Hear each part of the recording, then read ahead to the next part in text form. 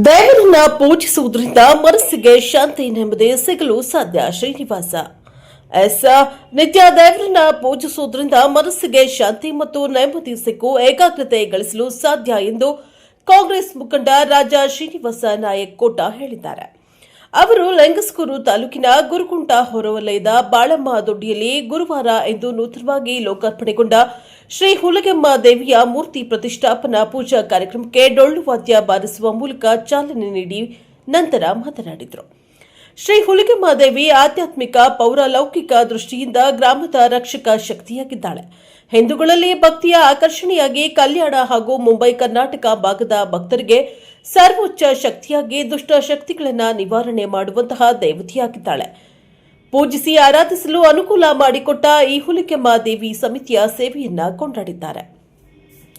ಇನ್ನೋರ್ವ ಅವರೊಟ್ಟಿಗೆ ಕಾರ್ಯಕ್ರಮಕ್ಕೆ ಚಾಲನೆ ನೀಡಿದ ಲಿಂಗಸ್ಕೂರು ತಾಲೂಕಾ ಪಂಚ ಗ್ಯಾರಂಟಿ ಯೋಜನೆ ಅನುಷ್ಠಾನ ಸಮಿತಿಯ ಅಧ್ಯಕ್ಷ ವೆಂಕಟೇಶ್ ಗುತ್ತೇದಾರ್ ಮಾತನಾಡಿ, ಆಧುನಿಕ ಜೀವನದ ಭರಾಟೆಯಲ್ಲಿ ಇಂದಿನ ಪೀಳಿಗೆಯು ಸಂಸ್ಕಾರ ಮತ್ತು ಸಂಸ್ಕೃತಿಯಿಂದ ಮರೆತಿದೆ.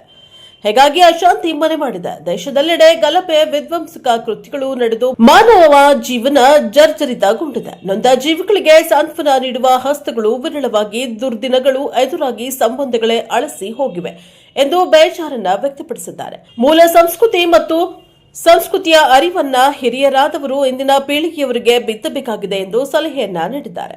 ದೇಶದ ಖ್ಯಾತ ನಾಮಾಂಕಿತ ಪವಿತ್ರ ಪುಣ್ಯ ಕ್ಷೇತ್ರಗಳಲ್ಲಿ ಗಂಡು ದೇವರಿಗಿರುವಷ್ಟು ಪ್ರಾಮುಖ್ಯತೆ ಅದರ ಮುಂದೆ ಪ್ರತಿಷ್ಠಾಪನೆಗೊಂಡ ಹೆಣ್ಣು ದೇವತೆಗೂ ಇದೆ ಎಂದು ಹೇಳಿ, ಹೆಣ್ಣು ದೇವತೆಯು ಪ್ರಾಮುಖ್ಯತೆ ತಿಳಿಸಿ ಪರಿಶುದ್ಧ ಆಚಾರ ವಿಚಾರಗಳೊಂದಿಗೆ ದೇವತೆಯನ್ನ ಪೂಜಿಸಿ ಆರಾಧಿಸಿ ಎಂದರು.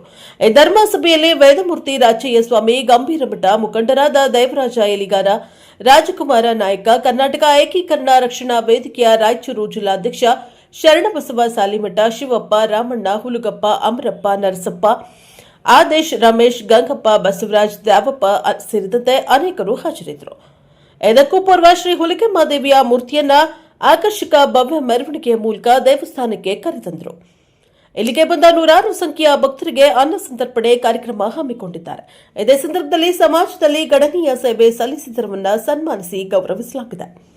Bureau report Mallikarjun Turvihal, press power TV, Lingsugur.